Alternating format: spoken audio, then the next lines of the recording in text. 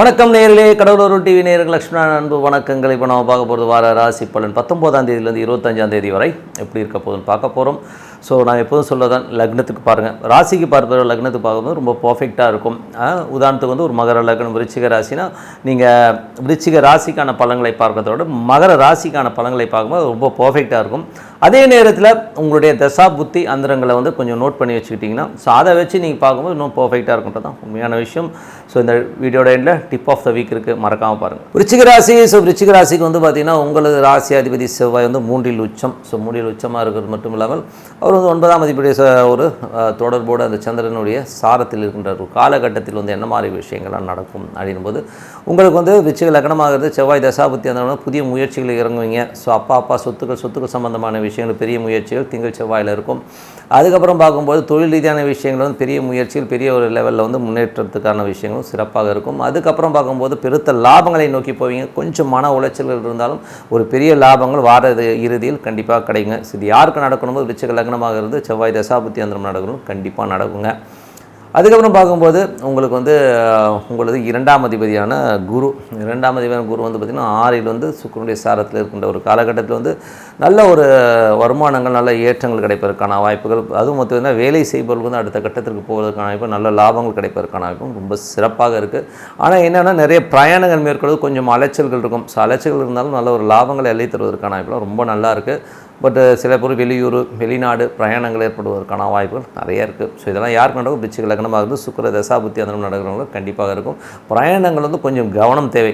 ஏன்னா தேவையில்லாத அந்த பிரயாணங்கள் வந்து சின்னதாக ஒரு மன உளைச்சல் வருவதற்கான வாய்ப்புகள் கொஞ்சம் பார்த்துக்கணும். பக்கத்து சீட்டுக்கு நல்லவனாக வரணும், அவ்வளோதான், வேற ஒன்றும் கிடையாது. ஸோ இது வந்து கண்டிப்பாக இருக்கும். ஸோ இது வந்து யாரெல்லாம் வந்து விருச்சிக லக்னமாக இருந்து சுக்கிர தசாபுத்தி அந்த அவங்க வந்து கொஞ்சம் கேர்ஃபுல்லாக இருக்கின்ற காலகட்டங்களில் இருக்குங்க. மற்றபடி வந்து பார்த்திங்கன்னா, உங்களுக்கு வந்து 7ஆம் அதிபதி சுக்கிரன் வந்து 3இலிருந்து 3-9 கொஞ்சம் கணவன் மனைவிட கொஞ்சம் நல்லா ஜாலியாக வந்து சுற்றுவதற்கான வாய்ப்புகள், நல்லா வெளிநாடு போகிறதுக்கான வாய்ப்புகள் சில பேருக்கு இருக்கும். அலைச்சல்கள் ஜாஸ்தி இருக்கிறதுக்கான வாய்ப்புகளும் நிறைய இருக்குது. ஸோ இது வந்து யார் நடக்கணும், யாரெல்லாம் விருச்சிக லக்னமாக இருந்து சுக்கிர தசாபுத்தி அதனோட நல்ல ஒரு சந்தோஷம், குதூகலத்தோடு வந்து சுற்றுலா செல்வதற்கான வாய்ப்பு, சந்தோஷமாக ஒரு ட்ராவல் போகிறதுக்கான வாய்ப்பும் ரொம்ப நல்லா இருக்குது. காமம் சார்ந்த விஷயங்கள் கொஞ்சம் கவனமாக இருந்துக்கணும், அவ்வளோதான். மற்றபடி வேற ஒரு பெரிய விஷயம் இல்லை. 8ஆம் அதிபதியான புதன். ஸோ 8-11ஆம் அதிபதியான புதன் வந்து பார்த்திங்கன்னா 3இல் இருக்கும்போது கொஞ்சம் கவனம் தேவை. யாரெல்லாம் வந்து விருச்சிக லக்னமாக வந்து புதன் தசாபுத்தி அந்தரம் நடக்குதோ, பிரயாணங்கள் வந்து மிக மிக கவனமாக இருக்கணும். அதனால் வந்து நம்ம மன உளைச்சல்கள் வருவதற்கான வாய்ப்பு, பக்கத்து வீடு சார்ந்த விஷயங்களை கொஞ்சம் கவனமாக இருக்கணும். ஸோ யாரெல்லாம் வந்து விருச்சிக லக்னமாக இருந்து புதன் தசாபுத்தி அந்தரம் கொஞ்சம் கேர்ஃபுல்லாக இருக்கின்ற ஒரு காலகட்டங்க. அதுக்கப்புறம் 9ஆம் அதிபதி சந்திரன் வந்து பார்த்திங்கன்னா, உங்களுக்கு யாருக்கெல்லாம் வந்து விருச்சிக லக்னமாக வந்து சந்திர தசாபுத்தி அந்தரம் நடக்குதோ அவங்களுக்கு வந்து பார்த்திங்கன்னா வருகின்ற திங்கள் செவ்வாய் வந்து பார்த்திங்கன்னா பெருத்த லாபங்கள், நல்ல ஏற்றங்கள் இருக்கும். அப்பா சார்ந்த விஷயங்கள், பிரயாணங்கள் நல்ல லாபம் கிடைப்பதற்கான இப்போ ரொம்ப சிறப்பாக இருக்குது. அதுக்கப்புறம் தொழில் ரீதியான விஷயங்களுக்காக நிறைய விஷயங்கள் போராடுவீங்க. ஸோ மாமியார் வீட்டுக்கு சில பேர் போயிட்டு வருவதற்கான வாய்ப்பு நிறைய இருக்குது. அதுக்கப்புறம் பார்த்திங்கன்னா, உங்களுக்கு வந்து நல்ல லாபங்கள் அள்ளி தருவதற்கான வாய்ப்புகள் நல்லாவே இருக்குங்க. ஸோ இதெல்லாமே ரொம்ப சிறப்பு தான். தொழில் ரீதியான விஷயங்கள் பெருத்த லாபங்களை ஏற்படுத்தணும். சின்னதாக ஒரு ஸ்ட்ரெஸ் வந்து போகும். அது வந்து வெள்ளி சனியில் கண்டிப்பாக இருப்பதற்கான கொஞ்சம் பார்த்து நடந்துக்கணும். அதுக்கப்புறம் பார்க்கும்போது உங்களுக்கு வந்து என்ன மாதிரி விஷயங்கள்லாம் நடக்குதுன்னு பார்ப்போம். ஸோ இதுக்கப்புறம் பார்த்திங்கன்னா, உங்களுக்கு வந்து 10ஆம் அதிபதி. ஸோ 10ஆம் அதிபதியான சூரியன் வந்து 4இல் இருக்கும்போது 4-19 நல்ல ஒரு ஏற்றங்களையும் நல்ல லாபங்களையும் கொடுப்பதற்கான வேலை, தொழில் ரீதியான விஷயங்களாக சில பேர் வந்து பிரயாணங்கள் மேற்கொள்வதற்கான வாய்ப்புகள் நிறைய இருக்குது. ஸோ கொஞ்சம் அலைச்சல்கள் இருந்தாலும் அடுத்த லெவல் போகிறதுக்கான வாய்ப்புகளும் ரொம்ப நல்லாவே இருக்குது. அது ராகுடைய சாரத்தில் இருக்கும்போது அடுத்த கட்டத்திற்கு சென்று நல்ல ஒரு லாபங்களை ஈட்டுவதற்கான வாய்ப்புலாம் ரொம்ப நல்லாயிருக்கு. ஆனால் டென்ஷன் இருக்கும்போது கண்டிப்பாக டென்ஷன் இருக்கும். காரணம் சனி சூரியனுடைய சேர்க்கை இருக்கும்போது ஒரு சின்ன ஒரு மன உளைச்சல், கொஞ்சம் வந்து அந்த ஹாட் சீட்னு சொல்லுவாங்க, கொஞ்சம் ஹாட்டாக இருக்கிற மாதிரி ஃபீல் கண்டிப்பாக இருக்குங்க. ஸோ தொழில் இருக்கும், சின்னதாக டென்ஷன் இருக்கும். யாருக்கு இருக்கும்? யாரெல்லாம் விருச்சிக லக்னமாக இருந்து சூரிய தசாபுத்தி அந்த அவங்களுக்கு கண்டிப்பாக ஒரு சின்னதாக ஹாட்டாக இருக்கிற மாதிரி ஃபீல் கண்டிப்பாக இருக்குங்க. அதுக்கப்புறமா 11ஆம் அதிபதியான புதன். ஸோ 8-11ஆம் அதிபதியான புதன் வந்து பார்த்திங்கன்னா உங்களுக்கு 3இல் இருக்கும்போது கொஞ்சம் கவனமாக இருக்கும். நண்பர்கள் எங்கேனாச்சும் தேவையில்லாத இடத்துக்கு கூட்டு போய்ட்டு நம்மளை உள்ள மாட்டுறதுக்கான வாய்ப்புகள், அதனால் ஒரு டென்ஷன் வருவதற்கான வாய்ப்புகள்லாம் ரொம்ப கவனமாக இருக்கணும். யாரெல்லாம் விருச்சிக லக்னமாக இருந்து புதன் தசாபுத்தி அந்த ரொம்ப கேர்ஃபுல்லாக இருக்கின்ற ஒரு காலகட்டங்க. ஸோ எல்லாமே சிறப்பு தாங்க. ஸோ என்னை பொறுத்தவரை வந்து மனதார இறைவனை பிரார்த்தனை பண்ணும்போது கண்டிப்பாக நம்ம அடுத்த லெவல் போகிறதுக்கான ரொம்ப சிறப்பாக இருக்குது. டிப் ஆஃப் த வீக்கில் இப்போ நம்ம பார்க்க போகிறது, நம்ம வந்து எப்போதுமே சொல்லிக்கிற ஒரு விஷயம், சார் ஸ்டார் இல்லை சார், நம்மலாம் வந்து ஒரு பெரிய ஸ்டாராக இல்லை, நம்மலாம் வந்து சாதாரண மனிதன் நிறைய பேர் சொல்லியிருப்போம். பட் என்னை பொறுத்தவரை ஏன் இந்த மனிதருக்குள்ளே இவ்வளோ ஏற்றத்தாழ்வு? இப்போ உதாரணம் சொல்ல போனோம்னா ரஜினிகாந்த் வந்து சொல்கிறாங்க, ரஜினிகாந்த் பிறந்த டைமில் வந்து ஏகப்பட்ட குழந்தைகள் பிறந்தது, ஏன் அந்த குழந்தைகளுக்கெல்லாம் அந்த ஒரு ஸ்டார் வரல? அதே மாதிரி வந்து பார்த்திங்கன்னா சில பேர் பார்த்திங்கன்னா பிறந்ததுலேருந்தே வந்து நிறைய கஷ்டங்களோடையும் ரொம்ப ஒரு ஸ்ட்ரெஸ்ஸோடையும் தான் வாழ்ந்துட்டுருக்காங்க சில பேர். ஸோ ஏன் இந்த ஒரு பிரிவு, ஏன் இந்த ஏற்றத்தாழ்வுங்கிறது தான் உண்மையான விஷயம்.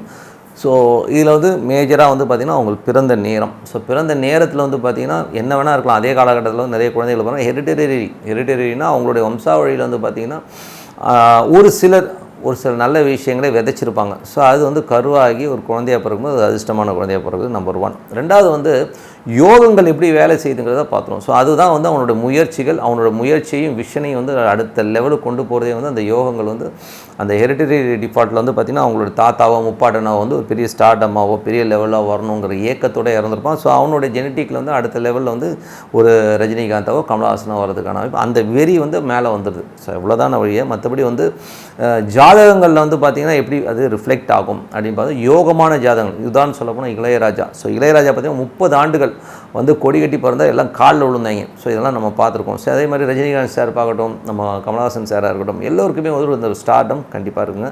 இன்றைக்கி வந்து ஒரு 70+ இருக்கிற ரஜினிகாந்த் சாரோடைய சேலரி பார்த்திங்கன்னா ஒரு பெரிய லெவலில் வாங்குறானாலும் அதுக்கான ஒரு ஸ்டார். அது எப்படி வருது அந்த ஸ்டார்ஸுங்கிறத இப்போ நம்ம பார்க்க போகிறோம். ஸோ உதாரணம் சொல்ல போனோம்னா ஒரு ஜாதகத்தில் வந்து மேஜராக வந்து கிரகங்கள் வந்து தசான் புத்தி அந்தரங்கள் நடத்தும் போது நட்சத்திரங்கள் ஒரு பெரிய பங்கு வகிக்குதுங்க. யோகங்களுக்கு வந்து பார்த்திங்கன்னா மேஜராக வந்து அந்த நட்சத்திரங்களே வந்து ஒரு மேஜராக ஒரு ப்ளே பண்ணுது. ஸோ சில பேருக்கு வந்து அவயோக நட்சத்திரங்கள், அவயோகம்னா ஒரு 6, 8, 12 நட்சத்திரங்கள் வந்து உப நட்சத்திரமாக வரும்போது கண்டிப்பாக வந்து ஒரு ராங் கான்செப்டில் வந்து அந்த குழந்தைகள் போகிறதும் அது கஷ்டப்படுறதும் வந்து இயற்கையாகிடுது. அதே மாதிரி வந்து சில பேருக்கு வந்து நல்லா யோகமான ஒரு திசைகள், அந்த திசையே வந்து ஒன்றுமே இருக்காது. சில நேரங்களில் பார்த்திங்கன்னா திசை சாதாரணமாக இருக்கும், பட் நட்சத்திரங்கள் வந்து நல்ல யோகமான ஒரு நட்சத்திரங்கள் அந்த கிரகங்கள் அமைஞ்சிரும். ஸோ அவங்களுக்கு வந்து பார்த்திங்கன்னா ஒரு பெரிய லெவல் வந்து கொண்டு போகிறது தான் இது முக்கியமான விஷயம். மற்றபடி வந்து அந்த திசை வருது கூட பெரிய விஷயம் இல்லைங்க. அது கோச்சாரத்தில் வந்து நமக்கு வந்து கை கொடுக்கணும். ஸோ அதுவும் ஒரு பெரிய ப்ளஸ் இருக்குது. ஸோ இவங்களுடைய ஸ்டார்ஸ் வந்து பார்த்திங்கன்னா மேஜராக பார்த்திங்கன்னா சில பேருக்கு வந்து ஒரு 2-3 ஸ்டார் வந்து பக்காவாக உட்காந்துருங்க. ஸோ அது அவங்களெல்லாம் வந்து கையிலே பிடிக்க முடியாது. அவங்களாம் பார்த்திங்கன்னா ஒரு 30 ஆண்டுகள் வந்து கொடி கட்டி பறக்குது, 40 ஆண்டுகள் கொடி கட்டி பறக்கலாம் வந்து இந்த ஸ்டார்ஸை வச்சு தானே வழியே. மற்றபடி வந்து தசாபுத்திகள்லாம் வந்து அடுத்த லெவல். பட் ஹெரிட்டரியும் ஒரு காரணம் இருக்குது. பட் இருந்தாலும் இப்போ ரஜினிகாந்த் வந்து பிறந்த டைமில் வந்து நிறைய குழந்தைகள் பிறந்தாலும் அந்த குழந்தைகளில் வந்து பார்த்திங்கன்னா அது வந்து அந்தந்த லெவலில் வந்து அதோடைய எய்மில் வந்து இவர் வந்து ஒரு 1 லட்ச ரூபாய்க்கு வந்து சக்ஸஸ்ஃபுல்லாக இருக்காருன்னா அந்த குழந்தைகள் வந்து ஒரு 10,000 ரூபாயில் சக்ஸஸாக இருக்குன்றதான் விஷயம். மற்றபடி சக்ஸஸாக இல்லைன்றது வந்து சொல்லவே முடியாது. பட் அந்த உபநட்சத்திரங்களும் நட்சத்திரங்களும் வந்து இதில் ப்ளே பண்ணும். இதில் வந்து 10 செகண்டில் வந்து ஒரு உபநட்சத்திரம் மாறுங்க. ஸோ 10 செகண்ட்ஸ்க்குள்ள வந்து உபநட்சத்திரம் மாறும். நட்சத்திரங்கிறது வந்து டே டு டே லைஃப்பில் மாறும். ஸோ இந்த ரெண்டும் சேர்ந்து விளையாடுறது தான் இந்த விளையாட்டே. ஸோ எல்லாமே இருந்தாலும் கோச்சாரம் கரெக்டாக வந்ததுன்னா சூப்பராக ஒர்க் ஆகுன்றது உண்மையான. ஸோ யோகங்கள் இப்படி தான் வேலை செய்யுதுங்கிறத மைண்டில் வச்சுக்கோங்க. அதனால் வந்து எல்லாத்தோட பெரிய விஷயம் என்ன தான் யோகங்கள் இருந்தாலும் நம்ம முயற்சி பெருசாக இருக்கணுங்க. ஏன்னா வந்து என்னை பொறுத்தவரை வந்து பெரிய யோகங்கிறது வந்து எனக்கு வந்து ஒரு பிரியாணி கிடைச்சா போதும் அப்படின்னு சொல்லி ஓடினீங்கன்னா அந்த பிரியாணி கிடைச்சாலே அது பெரிய யோகமாக கிடைக்கும் உங்களுக்கு. ஸோ என்னை பொறுத்தவரை ஒரு 1000 கோடி 100 கோடி அப்படி பின்னாடி போகும்போது அது பின்னாடி ஓடும்போது உங்களுக்கு அந்த பெரிய பணமோ பெரிய விஷயமோ கண்டிப்பாக நடக்கும். ஸோ அந்த யோக திசை வரும்போது அந்த 100 கோடியை கொடுக்க போகுது. இல்லைங்க எனக்கு வந்து இன்றைக்கி வந்து 10,000 ரூபா போதும், எனக்கு ஒரு பிரியாணி டெய்லி கிடைச்சா போதும் அப்படின்னு சொல்லி உடனே அந்த பிரியாணி கிடைக்கும்போது அது ரொம்ப சந்தோஷமான வாழ்க்கையாக மாறிடும். ஸோ உங்களோட மனசு எதை கேட்குதோ அதை கொடுக்கும். அதுக்கு யோகங்கள் வந்து இப்படி தான் வேலை செய்ய முடியும். ஸோ நீங்கள் கேட்குறதே பெரிதினும் பெரிதுகள்னு தான் சொல்லணும் முடியும். ஸோ உங்களுடைய ஸ்ட்ரக்சரை பெருசாகிடுங்க. எத்தனை பேர் வந்து நீங்கள் பார்த்துட்ருக்கவங்க ஒரு பெரிய எய்மோடு இருக்கீங்க, என்னை எவ்வளோ சம்பாதிக்கணும்னு நினச்சிங்க, இதெல்லாம் யோசிச்சு பாருங்கள். உங்களுக்குள்ளே கேட்டு பாருங்கள். நம்ம எல்லை வந்து ரொம்ப சின்னதாக தான் இருக்கும். காரணம் இல்லை, உங்களுக்குள்ளே ஒரு எல்லையை வகுத்துப்பீங்க. ஸோ இது இருந்தால் போதும்னு. அப்படி இல்லாமல் நல்லா பெருசாக எய்ம் பண்ணுங்கள். பெரிய வாழ்க்கை உங்களுக்காக காத்திருக்கு. அதுக்கு பிரார்த்தனையும் அவசியம். ஸோ மனதார பிரார்த்தனை பண்ணி பெரிய லெவலில் வரணும்னு சொல்லி நீங்கள் கனவு கண்டிங்கன்னா கண்டிப்பாக கிடைக்கும். ஸோ அதுக்கான முயற்சியில் எடுங்க. அப்படி வந்து யோகங்கள் வந்து ஸ்டார்ஸே ஒர்க் ஆகலனோட ஒரு பீரியடில் அட்லீஸ்ட் வந்து 3 வருஷமோ 5 வருஷமோ உங்களை ஒரு பெரிய லெவலில் கொண்டு போய் உட்கார வச்சுருந்ததில் எந்தவித மாற்றம் இல்லைன்னு சொல்லிட்டு உங்களிடம் விடைபெறுவது உங்கள் லட்சுமி நாராயணன். கடவுள் அருள் டிவியை பார்த்தமைக்கு நன்றிகள். மேலும் இது போன்ற தகவல்களை தெரிந்து கொள்ள கடவுள் அருள் டிவியை சப்ஸ்கிரைப் செய்யுங்கள். மறக்காமல் பெல் ஐக்கானை கிளிக் செய்யுங்கள்.